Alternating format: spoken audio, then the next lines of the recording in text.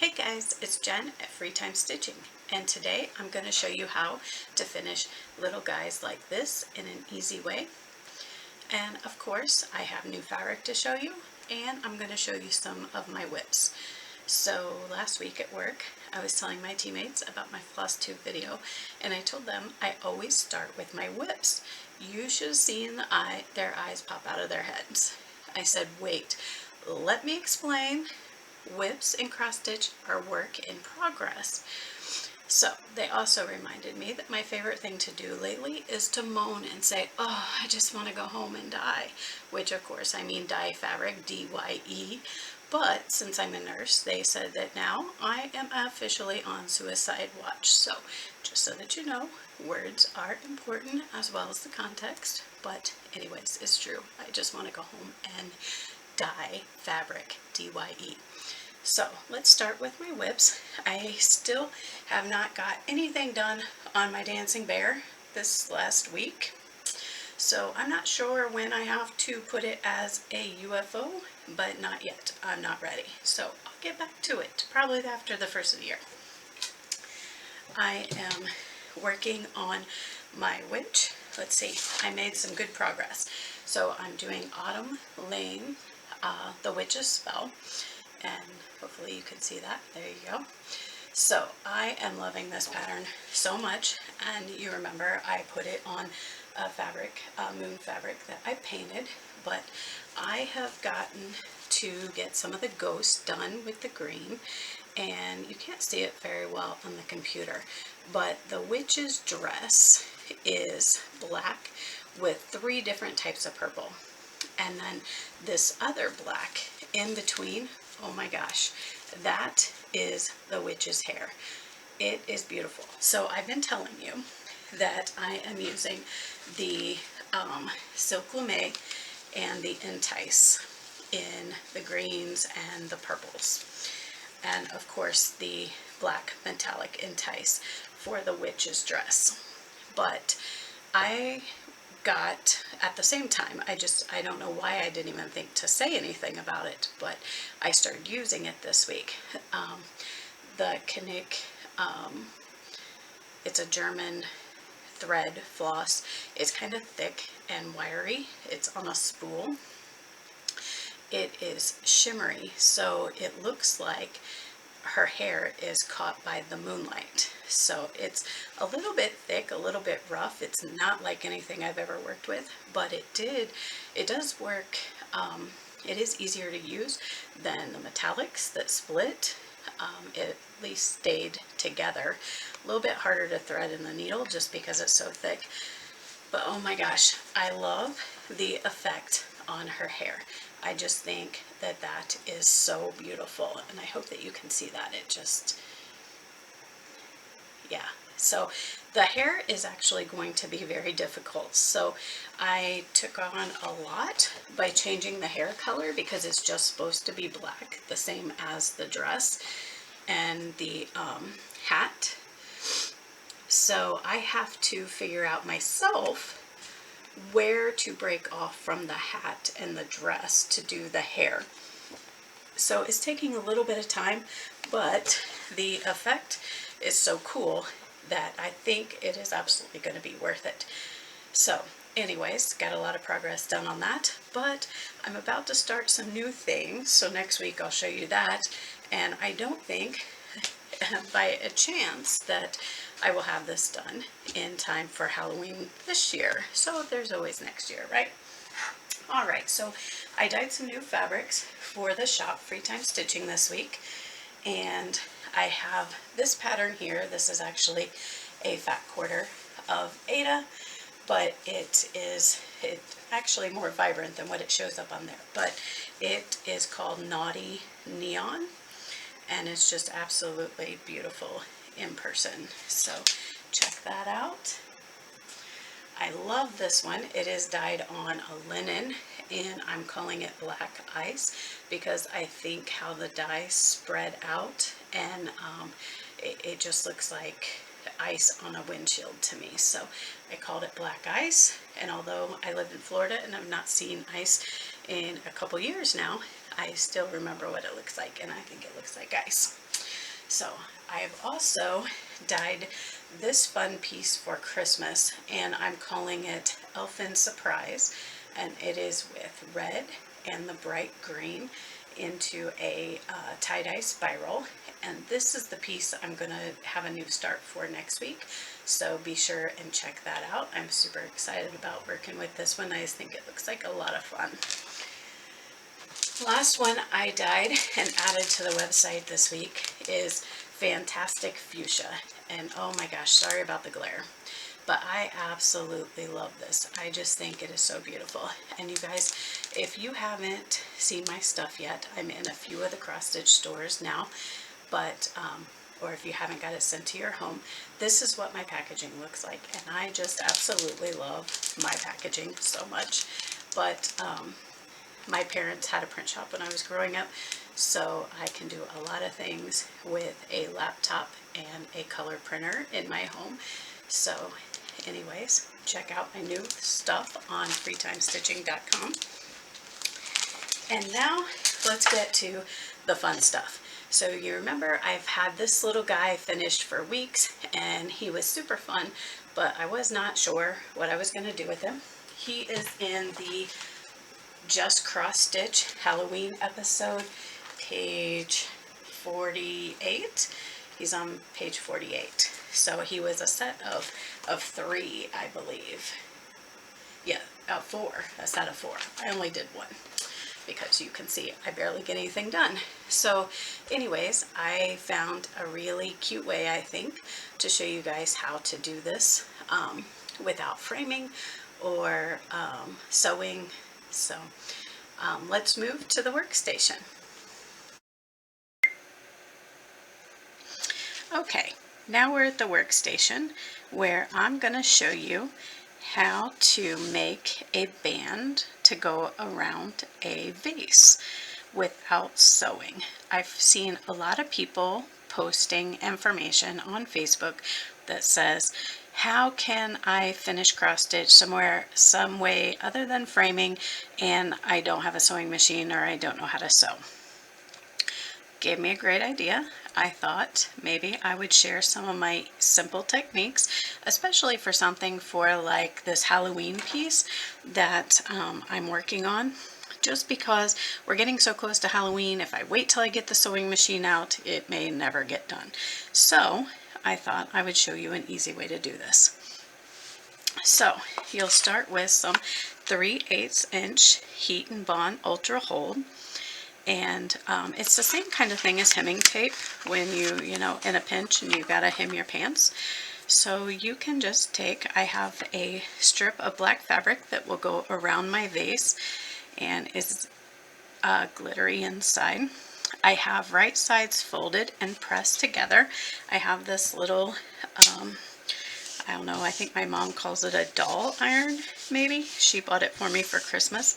Hopefully it's not sticky. Last time I used this was back around Easter. I thought it would be super clever, oh, it might be sticky, to make my patients a mask that had a heat transfer of a bunny nose and mouth. And I tried to put it on one of the black surgical masks that we were using, and it just completely melted the surgical mask all over my iron. So hopefully I got that cleaned off good enough. But anyways, the things I do. So you take the heat bond and you get it started here. I'm going to start on one end. And this would be the same as if you were sewing. It's just like I said, if you don't know how to sew or you don't have time to get out the sewing machine, you're just going to go ahead and do it this way. So, all right, we're just going to line that up there into the middle crease and out to the very end of the piece of fabric. And then I'm just going to go ahead and take the iron, and I believe it says a few seconds. Yes, 2 seconds with the highest heat that your fabric can take. And this is just cotton, so it should be fine. course, I thought that with the surgical mask too, and that was a no-go. So just a couple seconds right along.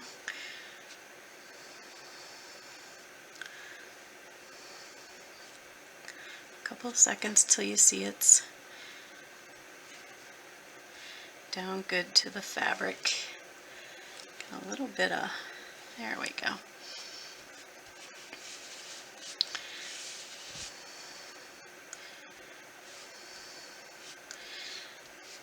All right, and now you're going to pull off this piece. Actually, you know, I'm going to go ahead and I'm going to do the long piece first because it'll be easier to go ahead and put this across and not have to try to open it back up for one corner. So you just want to do the same thing here, and you want to measure it out to the end of your fabric. And then you'll do the same thing. You'll just put it right on the edge, and notice I'm putting it on the right side of the fabric because I'm making this like it's going to be like my seam.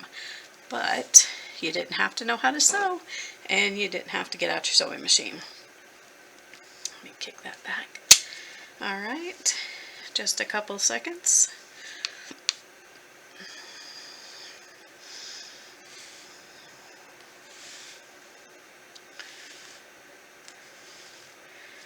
All right, and move this along.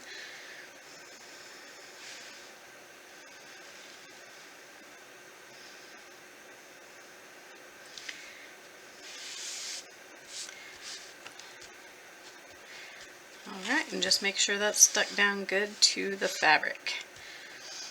All right, and now we're going to take and we're going to peel the backing off of this. That's probably the hardest part of this whole process, honestly. Okay, you'll see we have a glossy piece. Can you see that there? And take off the other side.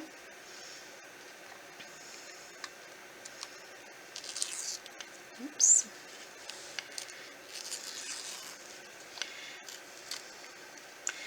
There we go. Get that moving.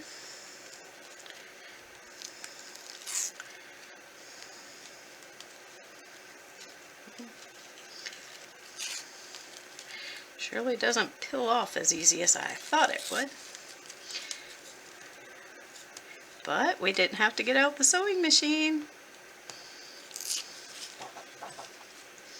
Sometimes it's fun to get out the sewing machine though, if you do know how to sew. It's fun to do these little projects on the sewing machine, but sometimes for something this small, by the time that you wind a new bobbin and you get the thread, you change the color of thread and do all that fun stuff, then an hour later you get to make two long stitches and you're done. So that's why this tape is quite a neat thing, and it will be turned inside, so you'll never even notice that you didn't sew it together. All right, now I'm going to go ahead. Oh, my iron is finally warm. I'm going to go ahead and fold that back, right sides together, and we're going to go ahead again and do the 2 seconds all along the edge here.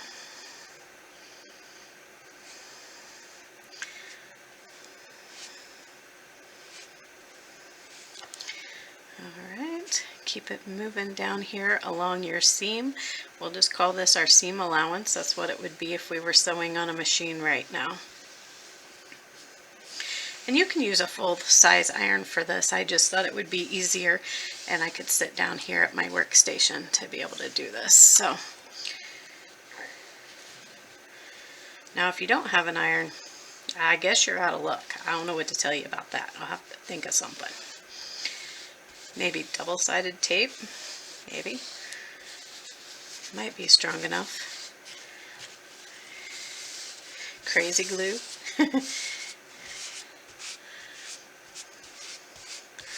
Alright, now I have one end that we intentionally left open down here. See that? So we got these two fused together. And so now all we're going to do is we're going to pull the right side out. Actually,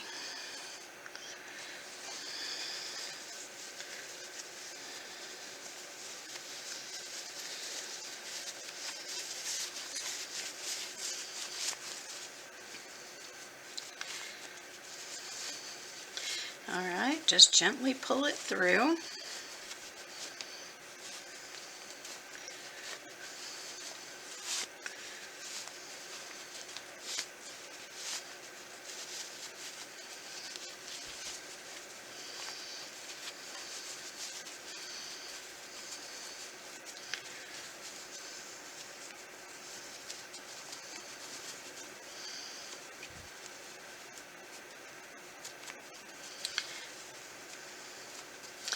All right, you might need a little help pushing your corners out there. My mom got me this nice little tool to do this, but of course I didn't have it out handy and ready to go. So I'm just going to use my scissors down in the corner. Luckily, this is a pretty big strip of fabric we're working with, and hopefully I won't poke through. We could have clipped our corners at an angle there to kind of help with the turning process, but honestly this piece is going to be velcroed in the back. You're never even going to see it, so it does not have to be too perfect. I mean, for heaven's sakes, we used hemming tape, right? So we are just having fun, and we're finishing something nice to put out for our Halloween decor.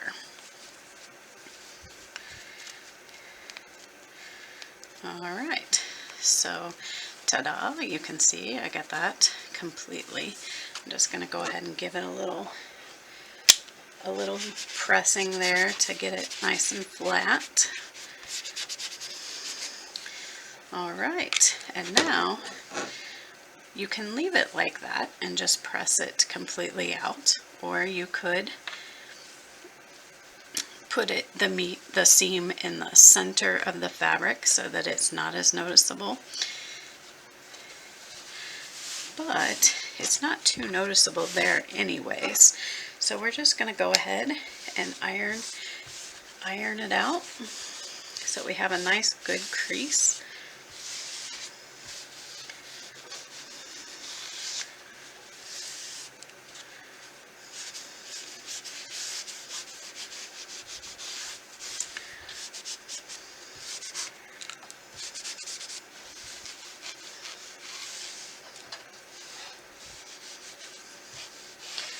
I really enjoy ironing. I find it very relaxing. I do a lot of ironing because I, iron out my fabric after it has been rinsed and gone through the dyeing process. So I find ironing very relaxing, and I like to really spend a lot of time doing it. So you may not, though, maybe not. And I don't spend a lot of time ironing my clothes or my husband's clothes, that's for sure, and definitely never did my kids. But I always have out the iron when I'm doing craft projects.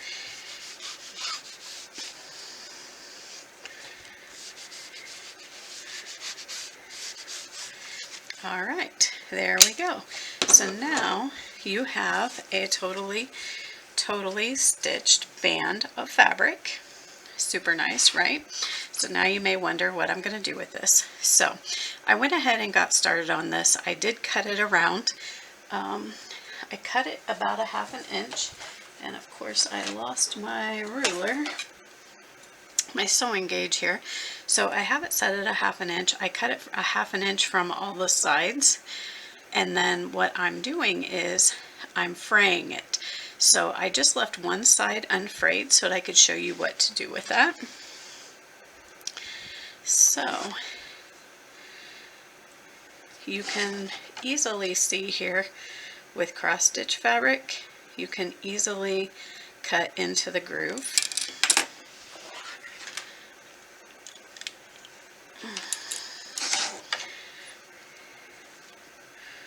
All right, so 1/2 inch out. I had to put on my glasses in case you were wondering what I was doing. All right, so we'll cut through here, and you can just kind of follow the cross stitch lines, the holes. Just cut down through the holes. That'll be the easiest way, and you'll get a nice straight strip. And then what I did was I just took and I started fraying a few pieces. Can you see that? So I just kind of pulled it apart because I wanted a different look to it. I just wanted it to look kind of frayed. I thought it would be neat. I know I spend a lot of time serging around cross stitch fabric so that it does not fray, but I will call this a controlled fray. And I just think it has a really neat look, especially going on this black glittery fabric, cotton fabric. We'll just do until it looks about even.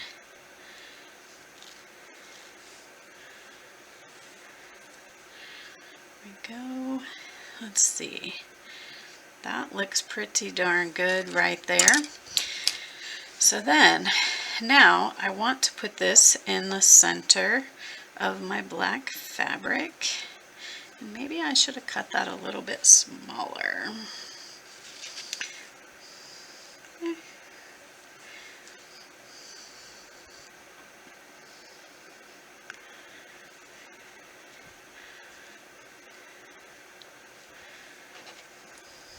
I'm gonna leave it. I think it looks neat with that black back behind there, but we'll put it just about in the center of the band that we got here, and we're gonna use our tape again.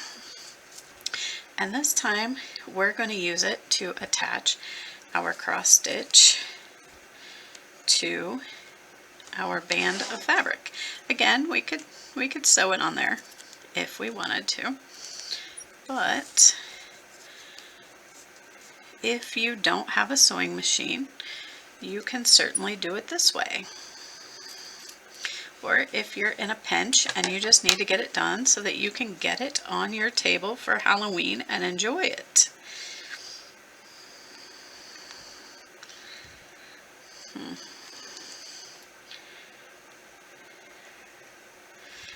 I don't want those two to cross like that, so I changed directions. That's what I did. There we go. I just cut two pieces about the same size. It doesn't have to be perfect. Nobody is gonna ever see it. So we'll just put it here on both ends of the cross stitch with the sticky side down, the adhesive side down. And go ahead with the 2 seconds again. 2 seconds, 2 seconds. And another 2 seconds.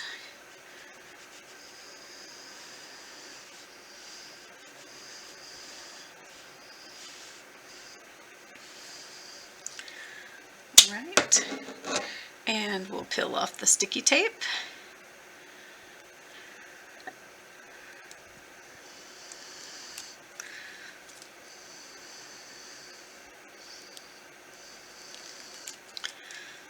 All right, and we're going to just flip it over, put it in the center, about center, and then we're going to do the 2 seconds again and just attach it.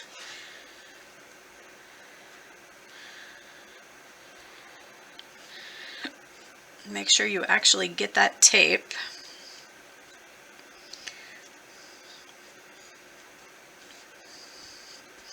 It doesn't take too much to hold it on. All right, so we got that. Oh.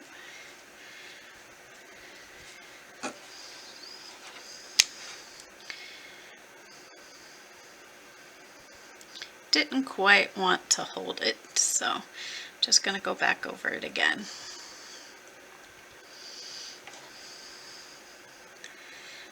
Because this fabric's a little bit thicker than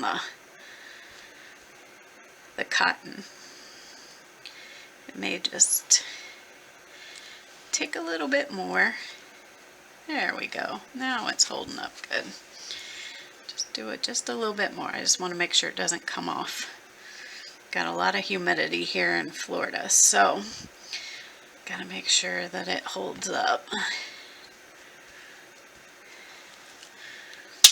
Alright. Alright. So now you can actually take the other end and you could put in the edges if you would like, as if you were really, you know, sewing a piece completely here. Just fold in your edges, you know, about 3/8 of an inch, because that's the size tape we have. So we're just pretending that that is our seam allowance, is 3/8 inch, because that's the size tape that we have. So let me just do a little initial ironing there.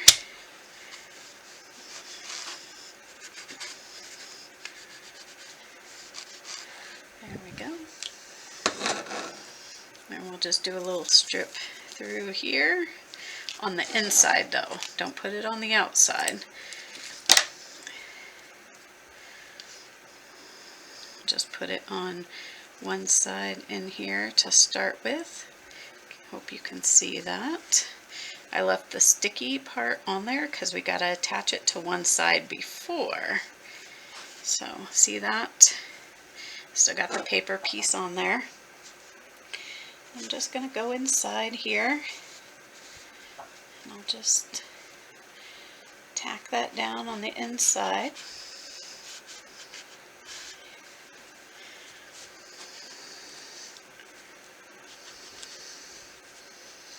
My mom is probably just shaking her head in disbelief right now because she knows I have plenty of sewing machines available right now, and I'm taking the easy way out. But Mom, it's so that people learn. You're a teacher. You like for me to teach. This is for people without sewing machines. I'm doing a public service right now. All right, so we got that tacked down in. We're going to take off the backing.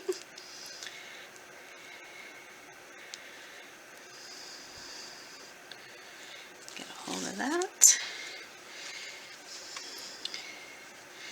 All right, we're going to push those two pieces together, and we're going to do the 2 seconds.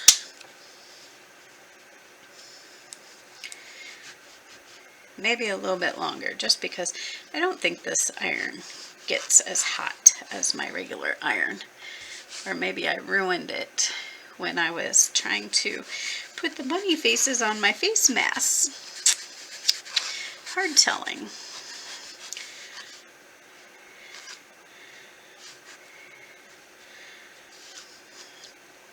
All right, so there we go. So now we have a band.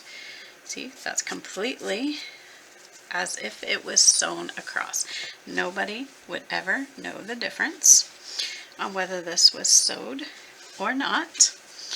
So now we're just going to put some Velcro pieces on the back side. And again, that's just done by heat bond. And you can overlap to go around your vase. Now you want to make sure that if it's the vase that you're putting it on, and here when I come back from this video, I will show you on the vase that I made it for. That way you can see a complete finished product. Okay, you guys, so here is my finished ghost on my aloe plant. You can see, I just love it. You can see you don't see much of the black really, so you could have almost, you know, covered your cross stitch on like a cardstock or something like that, and double stick tape it to your vase, something like that. You could have definitely done some paper or cardstock, but this is the way that you can do it, so people will be super impressed and think that you know how to use a sewing machine. and nobody would ever know the difference, and it'll definitely last through this Halloween and probably many more. But I thought this little guy was so much fun and so cute, so I hope you enjoyed that and learned something from it. A few little things here at the closing is if you go to my website from now until the end of October and you use the coupon code WIP, capital WIP 1020, then you can get 20% off on the website on your entire purchase. So go check that out and get some fun Halloween stuff. Next week's video, I can't wait to share some new starts with you, hopefully some progress, and next week's lesson is going to be about cork and how you can cross stitch on cork. So if that interests you, be sure and tune in next week and have a great week. Thanks, guys.